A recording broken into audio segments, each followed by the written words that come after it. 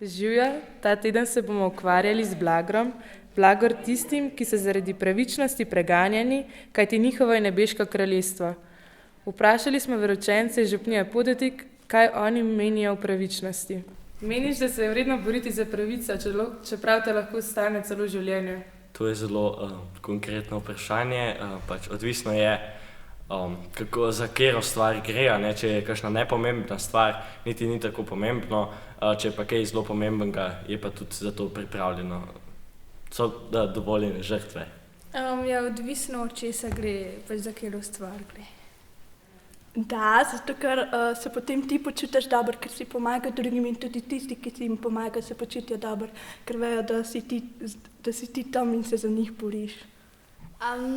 Če je stvar neka konkretna, ja, se je vredno. Če veš, da lahko tvoje dejanje pol spremeni življenje tudi za druge ljudi, pol ja. Bi bil pripravljen dati življenje za Jezusa? Da. Zakaj? Glede na to, da je tudi sveti Peter rekel da, ne, pa ga je pol zatajil, no, lahko bi probal dati življenje za Jezusa, ampak odvisno v kakšnem trenutku, kaj bi se zgodilo in kako bi se pol na koncu vse to izteklo.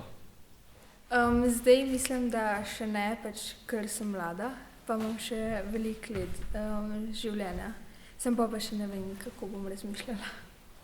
V tem trenutku ne, zato ker menim, da imam še veliko stvari za narediti na tem svetu in bi rada še raziskovala kraj, ki jih še nisem do zdaj, tako da, ampak mogoče v prihodnosti, kdo ve, kakšen bi bil odgovor. Najprej bi zdaj rekla ja, ampak ko bi pač mogla to res narediti, pač ne vem, kako bi se odločila. Jaz mislim, da Jezus ve, čez kakšne naloge lahko jaz grem, tako da po moje ja. Si že kdaj doživel nasprotovanje ali zaničevanje, ker si bil pravičen? Da, a se je na koncu vse dobro izteklo? Jaz sem, ko sem se s prijateljico skregala, pa sem pač, jaz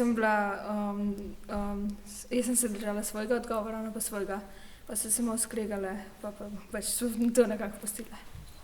Da, ker so mojo sošolko zmerjali in sem jo jaz branila in so me vsi začeli napadati, češ, da je to samo šala, ampak se je videlo, da se sošolka ni počutila dobro glede te šale. Ja, mislim, da se to dostikrat zgodi. Ja, v šoli strani učencev, ko so želeli iti po neki bližnjici do boljše ocene, jaz sem pa se zavzela, pač, da grejo po pravilih, pa jim ni bilo prav všeč. To so povedali veroučenci. Kaj pa ti misliš o tem? Svoje misli lahko napišeš v komentar.